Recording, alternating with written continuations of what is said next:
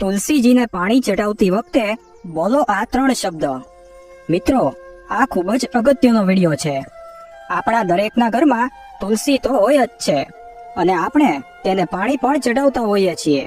તો એ પાણી ચડાવતી વખતે કયો મંત્ર બોલવો જેનાથી સુખ, સમૃદ્ધિ અને શાંતિ ઘરમાં આવે છે અને આપણા હજારો ગુના હોય તો પણ તે નષ્ટ પામે છે। તો આ ખૂબ જ જ્ઞાનવર્ધક અને અગત્યનો વિડીયો છે। તો આ વિડીયોને પૂરો ધ્યાનથી સાંભળજો અને જો વિડીયો સારો લાગે તો લાઈક કરજો, શેર કરજો અને કોમેન્ટ બોક્સમાં જય તુલસી માતા જરૂરથી લખજો, સાથી કરજો। તુલસીને જળ અર્પણ કરતી વખતે બોલો આ 3 શબ્દ, તમારી બધી જ મનોકામના પૂરી થઈ જશે। આપણે આગળના વિડીયોમાં જાણ્યું હતું કે તુલસીજીને પાણી ચડાવવાનું શું મહત્વ છે। એક કથા આપણે સાંભળી લીધી છે અને હવે આ વિડીયોમાં આપણે સાંભળીશું કે તુલસીજીને જળ ચડાવતી વખતે શું બોલવું જોઈએ અને એ મંત્રનું મહત્વ શું છે એ મહત્વ પણ આપણે જાણીશું। એક સમયની વાત છે, દેવી સત્યભામાએ ભગવાન શ્રી કૃષ્ણને તુલસીને જળ ચડાવવાનું મહત્વ પૂછ્યું હતું। ત્યારે ભગવાને તેનું મહત્વ જણાવી દીધું હતું। આગળ દેવી સત્યભામા કહે છે કે હે પ્રભુ, તમે મને તુલસીજીને જળ ચડાવવાનું મહત્વ તો કહી દીધું, પણ મારા મનમાં હવે એ જાણવાની ઈચ્છા છે કે તુલસીને જળ કેવી રીતે અર્પણ કરવું, જળ અર્પણ કરતી વખતે શું બોલવું જોઈએ, તુલસીજીને જળ અર્પણ કરવાની સર્વોત્તમ વિધિ કઈ છે તથા તુલસીને જળ આપવાનો મંત્ર કયો છે, મને આ બધા પ્રશ્નોનો ઉત્તર આપો। ત્યારે ભગવાન શ્રી કૃષ્ણ બોલ્યા, હે સત્યભામા, જે પ્રકારે મેં તમને તુલસીને જળ ચડાવવાનું મહત્વ જણાવ્યું એ પ્રકારે તુલસીજીને જળ આપતી વખતે બોલવા વાળા મંત્રનું મહત્વ પણ બહુ છે। આ મંત્ર માત્ર 3 શબ્દોનો છે પણ તે બહુ જ પ્રભાવશાળી છે। જે પણ મનુષ્ય નિત્ય તુલસીજીને જળ આપતી વખતે તેના મુખેથી આ 3 શબ્દો બોલે છે તો સાક્ષાત લક્ષ્મીજી તેના ઘરમાં પ્રવેશ કરે છે, તેની દરિદ્રતા સમાપ્ત થઈ જાય છે તથા ધન ધાન્યની પ્રાપ્તિ થાય છે। મંત્ર બતાવતા પહેલા તુલસીજીના આ મંત્રનું મહાત્મ્ય તમને હું સંભળાવું છું, તેને તમે ધ્યાનથી સાંભળો। માત્ર આ મંત્રનું મહાત્મ્ય સાંભળવાથી મનુષ્યના બધા જ પાપ નષ્ટ પામે છે અને 100 વર્ષ સુધી તુલસીને જળ અર્પણ કરવાનું પુણ્ય તેને મળે છે। માટે દેવી, તમે આ કથા ધ્યાનથી સાંભળજો। સત્યભામા કહે છે કે હે પ્રભુ, હું આ કથા પૂરા ધ્યાનથી અને મનથી સાંભળીશ, મને તુલસીના મંત્રનું મહત્વ સંભળાવો। ત્યારબાદ શ્રી કૃષ્ણ ભગવાન તેને મહાત્મ્ય કહેવાનું શરૂ કરે છે। મિત્રો, તમને વિનંતી છે કે આ કથાને ધ્યાનથી અને અંત સુધી જરૂર સાંભળજો, તો તેનું ફળ તમને ચોક્કસ મળશે। શ્રી કૃષ્ણ કહે છે કે હે દેવી સત્યભામા, દક્ષિણમાં એક અત્યંત સુંદર નગરી હતી। એ નગરમાં સુશર્મા નામનો એક ખોટી બુદ્ધિનો અને પાપી બુદ્ધિનો બ્રાહ્મણ રહેતો હતો। પાપીઓમાં તો એ શિરોમણી હતો। તેનો જન્મ એક એવા બ્રાહ્મણ પરિવારમાં થયો હતો જે પાપ કર્મ કરવા વાળા અને શાસ્ત્ર જ્ઞાનમાં શૂન્ય હતા। તે જન્મથી તો બ્રાહ્મણ હતો, પરંતુ તે અત્યંત દુરાચારી હતો। તે ન તો ક્યારેય પૂજાપાઠ કરતો અને ન ક્યારેય ધ્યાન કે જપ તપ કરતો। તે ક્યારેય કોઈ અતિથિને સત્કાર પણ ન આપતો। તેના દરવાજે કોઈ અતિથિ, કોઈ ભિખારી આવે તો દાન તો ન આપે, પરંતુ નિર્દયતાપૂર્વક તેને ત્યાંથી ભગાડી દેતો। સ્ત્રીમાં વધારે મોહિત હોવાના કારણે તે બધી સ્ત્રીઓમાં વધારે રુચિ રાખતો હતો। પારકી સ્ત્રીઓમાં રંગાયેલો રહેતો હતો। તેને મદિરાપાન કરવાની પણ આદત હતી, સાથે તે માંસ મટન પણ ખાતો। તે દિવસમાં ખેતરોમાં કામ કરીને પાંદડા વેચીને ઘરનું ગુજરાન ચલાવતો હતો અને રાત્રે વેશ્યાગમન કરતો હતો। આ પ્રકારે એ બ્રાહ્મણે અનેક વર્ષો સુધી જીવન વિતાવ્યું। પછી એક દિવસ સુશર્મા પાંદડા ભેગા કરવા માટે એક ઋષિની વાટિકામાં પહોંચી ગયો। ત્યાં તે ઝાડના પાન તોડી રહ્યો હતો। તે સમયે એક કાળો સાપ ત્યાં આવ્યો અને એ બ્રાહ્મણને કરડી ગયો અને એ જ સમયે એ બ્રાહ્મણનું મૃત્યુ થયું। યમના દૂતો તેને લેવા માટે આવ્યા અને યમલોક જવા લાગ્યા। રસ્તામાં તે યમદૂતો સામે બહુ વિલાપ કરવા લાગ્યો, હે યમના દૂતો, તમે મને ક્યાં લઈ જાઓ છો? મને છોડી દો, મારા પ્રાણ પાછા આપો। પરંતુ યમદૂતો એને કહેવા લાગ્યા, અરે દુષ્ટ બ્રાહ્મણ, તારા દુષ્ટ કર્મોના કારણે તને સાપ કરડી ગયો છે અને તારું મૃત્યુ થયું છે। યમરાજા તને જરૂર ઘોર નરકમાં નાખશે। યમના દૂતો બ્રાહ્મણને લઈને યમલોક પહોંચી ગયા અને યમરાજા સામે ઉભા રહી જાય છે। ચિત્રગુપ્તે તે સુશર્મા બ્રાહ્મણના લેખા જોખા કાઢ્યા અને યમરાજાને કહે છે, હે ધર્મરાજ, આ બ્રાહ્મણે જન્મથી લઈને મૃત્યુ સુધી બહુ પાપ કર્યા છે અને ક્યારેય કોઈ પુણ્યનું કામ નથી કર્યું। યમરાજાએ કહ્યું, હે દૂતો, આ બ્રાહ્મણને ઘોર નરકમાં લઈ જાઓ. તેણે ઘોર પાપ કર્યા છે, તેને નરકમાં નાખી દો. પછી યમના દૂતો તેને ઘોર નરકમાં લઈને નાખી દે છે. અનેક વર્ષો સુધી તે બ્રાહ્મણ નરકમાં યાતના ભોગવે છે. સજા ભોગવ્યા પછી તેને બીજા જન્મમાં બળદનો અવતાર મળે છે. બળદનો જન્મ પામીને એ બોજ ઉઠાવવાનું, ભાર ઉચકવાનું કામ કરવા લાગ્યો. તેનો માલિક તેની પાસે દિવસ રાત કામ કરાવતો. પછી જ્યારે એની શક્તિ ઓછી થઈ ગઈ તો તેને એક લંગડા આદમીને વેચી દીધો. એ આદમી તેને પોતાના બોજ ઉપાડવા માટે એ બળદનો ઉપયોગ કરતો હતો. તે બળદની પીઠ ઉપર બેસીને ચારે બાજુ ગામો ગામ ફર્યા કરતો. આ પ્રકારે એ બળદે 8 વર્ષ સુધી એ લંગડા આદમીનો બોજ ઉઠાવ્યો. પછી એક દિવસ એ લંગડો આદમી એની પીઠ ઉપર બેસીને એક પર્વત પર જવા લાગ્યો. એ પર્વત પર બહુ સમય સુધી ચડવાના કારણે એ બળદ બહુ જ થાકી ગયો. એની શક્તિ પૂરી થઈ ગઈ અને પછી તે બેભાન થઈને જમીન પર પડી ગયો અને તેના છેલ્લા શ્વાસ લેવા લાગ્યો. આજુબાજુના ઉભેલા લોકોને તે બળદ ઉપર દયા આવી અને એના મોઢામાં પાણી રેડવા લાગ્યા. તે લોકોમાં એક પુણ્ય આત્મા પણ હતી. એ બળદના કલ્યાણ માટે તેણે તેનું પુણ્ય એ બળદને આપી દીધું. તેને જોઈને બીજા લોકો ઊભા હતા. તેમણે પણ તેમના પુણ્ય યાદ કરી એ બળદને આપ્યા, જેનાથી એ બળદની મુક્તિ થઈ શકે. તે ભીડમાં એક વેશ્યા પણ ઊભી હતી. એણે જોયું કે બધા જ લોકો પોતપોતાના પુણ્ય એ બળદને આપે છે. એ વેશ્યાએ પણ તેના પુણ્ય એ બળદને આપી દીધા. ત્યારબાદ એ બળદનું મૃત્યુ થયું અને પછી એ સ્થાન ઉપર યમના દૂતો આવે છે અને એ બળદના શરીરમાંથી બ્રાહ્મણના પ્રાણ કાઢીને યમલોકમાં લઈ જાય છે. યમલોક જઈને તેને યમરાજા સામે ઊભો રાખવામાં આવે છે અને પછી ચિત્રગુપ્ત તેના લેખા જોખા જુએ છે તો તે આશ્ચર્યમાં પડી જાય છે કે તે વેશ્યા દ્વારા એ બળદને આપેલું પુણ્ય બહુ મોટું હતું. તે પુણ્યના પ્રભાવથી તેના બધા જ જન્મોના પાપ નષ્ટ થઈ જાય છે. પછી યમરાજા એ બ્રાહ્મણના બધા જ પાપ માફ કરે છે અને કહે છે કે હે બ્રાહ્મણ, એ વેશ્યાએ તેનું પુણ્ય આપીને તારા ઉપર બહુ મોટો ઉપકાર કર્યો છે. માત્ર તેના પુણ્યના કારણે તારા બધા જ જન્મોના પાપ નષ્ટ થયા છે. યમરાજા તેને ફરી મનુષ્યનો જન્મ પ્રદાન કરે છે. આ વખતે એ પૃથ્વી ઉપર આવીને એક ઉત્તમ બ્રાહ્મણ કુળમાં જન્મ લે છે અને એ મહાન પુણ્યના પ્રભાવથી તેને એ નવા જન્મમાં પણ તેના પૂર્વ જન્મની વાત યાદ આવે છે. જ્યારે એ બ્રાહ્મણ મોટો થઈ જાય છે તો તેને યાદ આવે છે કે તેના પાછળના જન્મમાં જ્યારે એ બળદ હતો ત્યારે એક વેશ્યાએ તેને તેના પુણ્ય આપ્યા હતા.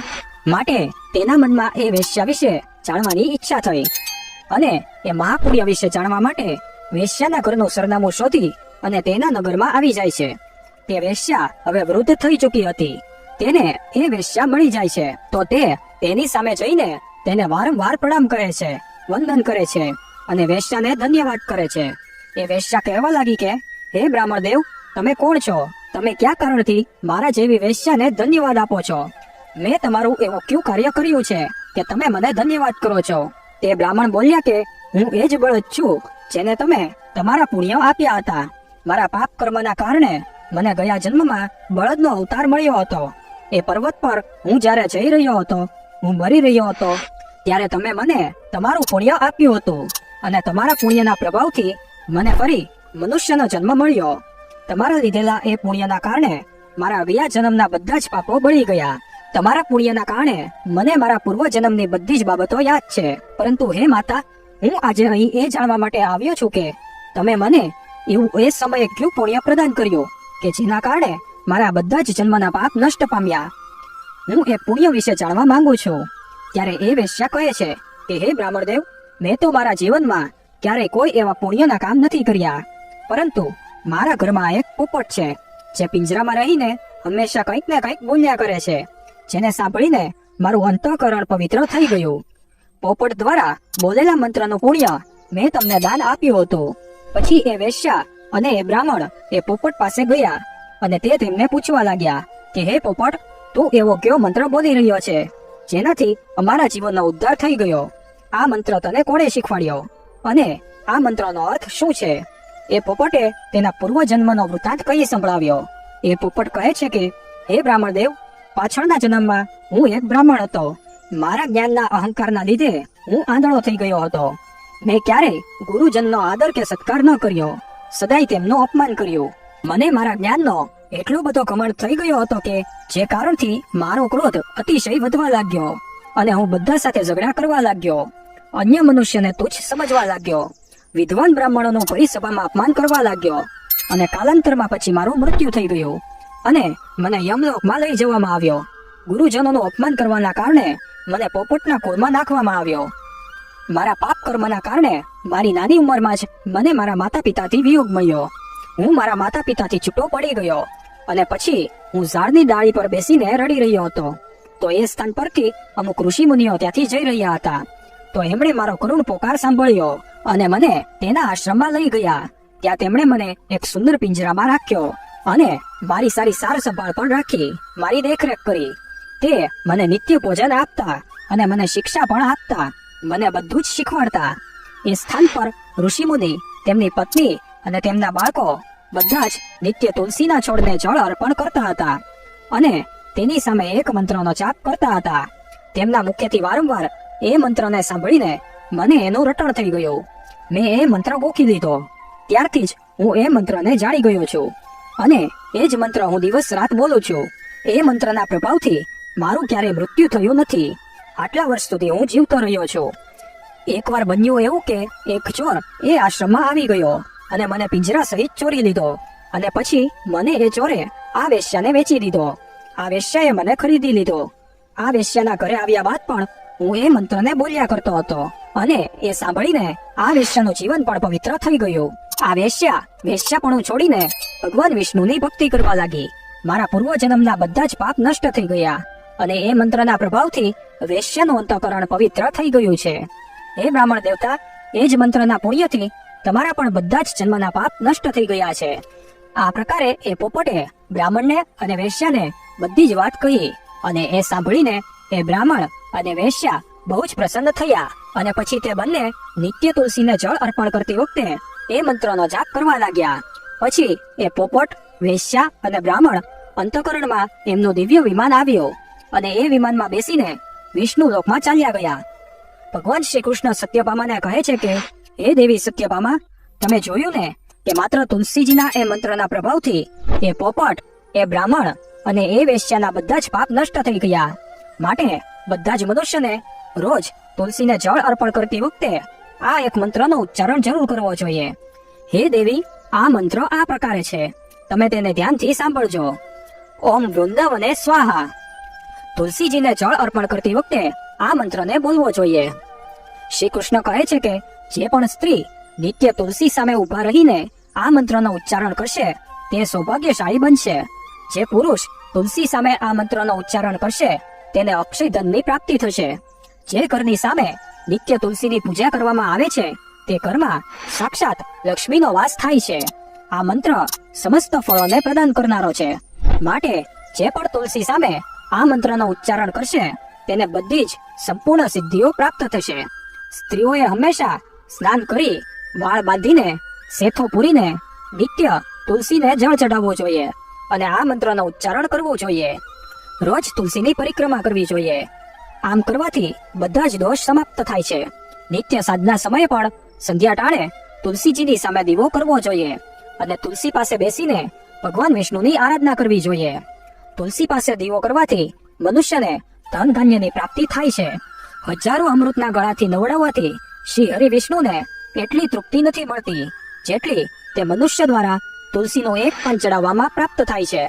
10,000 ગાયના દાન કરવાથી મનુષ્ય જે ફળ પ્રાપ્ત કરે છે એ જ ફળ માત્ર તુલસી પત્રના દાનથી મેળવી લે છે. જે મનુષ્ય એના મૃત્યુના સમયે એના મુખમાં તુલસી પત્રનું જળ લે છે તે સંપૂર્ણ પાપમાંથી મુક્ત થઈને શ્રી કૃષ્ણના ધામમાં જાય છે. શ્રી કૃષ્ણ કહે છે કે પૂર્ણિમા, અમાવસ્યા, દ્વાદશી અને સૂર્ય સંક્રાંતિના દિવસે મધ્યાહનકાળ, રાત્રિ અને શૌચના સમયે તેલ લગાવીને સ્નાન કર્યા વગર અથવા હાથ પગ ધોયા વગર રાત્રિના કપડાં પહેરીને તુલસીના પત્ર તોડે છે તે મહાપાપી હોય છે. શ્રદ્ધા, વ્રત, દાન, ધર્મ તથા દિવ્ય પૂજા માટે તોડેલા તુલસી પત્ર વાસી હોવા છતાં પણ 3 રાત્રિ સુધી પવિત્ર રહે છે. તુલસીનો એક એક ભાગ, એક એક પત્ર તોડ્યા વગર તુલસીના પાન સાથે આગળનો અગ્ર ભાગ તોડવો જોઈએ. તુલસીની મંજરી બધા જ ફૂલો કરતા વિશેષ ગણવામાં આવે છે. મંજરી તોડતા સમયે પૂજ્ય ભાવથી છોડને હલાવ્યા વિના તુલસીના આગળના ભાગને તોડવો જોઈએ. આનાથી પૂજાનું ફળ લાખ ગણું વધી જાય છે. તુલસીના પાનને ક્યારેય નખથી ન તોડવા જોઈએ. આનાથી પાપ લાગે છે. રાત્રે તુલસીના છોડને ક્યારેય સ્પર્શ ન કરવો જોઈએ અથવા તેના પત્તા ન તોડવા જોઈએ. આમ કરવું અશુભ મનાય છે. રાત્રે તુલસીનો છોડ નિંદ્રા અવસ્થામાં હોય છે. આવી અવસ્થામાં પાન તોડવાથી પાપ લાગે છે. ગુરુવારના દિવસે તુલસીના છોડમાં કાચું દૂધ રેડવું જોઈએ. દૂધ ચડાવતા સમયે ઓમ નમો ભગવતે વાસુદેવાય આ મંત્રનો જાપ કરવો જોઈએ. તુલસીના છોડ પાસે શાલિગ્રામ રાખો અને તેના પર તુલસી પત્ર ચડાવો. પૂજામાં શાલિગ્રામને દૂધથી પલાળેલા હળદરનું તિલક એટલે કે ચાંદલો જરૂર કરવો. શાલિગ્રામ ઉપર તુલસી પત્ર મૂકીને ચંદન લગાવવું. જો કોઈ સ્ત્રી માસિક ધર્મમાં છે તો તેને તુલસીની પૂજા ન કરવી. માસિક ધર્મ દરમિયાન તુલસીજીને સ્પર્શ કરવાથી ઘોર પાપ લાગે છે. તેનાથી સ્ત્રીનું દુર્ભાગ્ય વધે છે. તો મિત્રો, આ પ્રકારે ભગવાન શ્રી કૃષ્ણએ દેવી સત્યભામાને તુલસીજીને જળ આપવાના મંત્રનું મહાત્મા બતાવ્યું અને તે મંત્ર બતાવ્યો. તો મિત્રો, આ વિડીયો તમને પસંદ આવ્યો હોય તો વિડીયોને લાઈક અને શેર જરૂરથી કરજો.